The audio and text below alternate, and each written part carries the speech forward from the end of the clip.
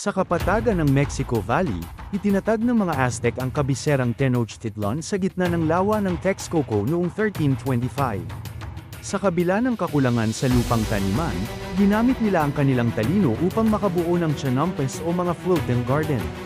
Sa mainit at mahalumigmig na klima, naging masigla ang kanilang agrikultura, kalakalan, at pang-araw-araw na pamumuhay. Ang lipunan ay organisado, may emperador, mandirigma, pari, at mga magsasaka.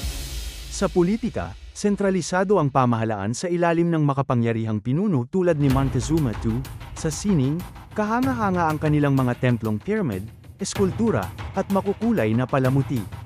Naniniwala sila sa mga Diyos na may kontrol sa kalikasan, tulad ni Huitzilopochtli at Tlaloc, kaya't nagsasagawa sila ng mga ritual at human sacrifice.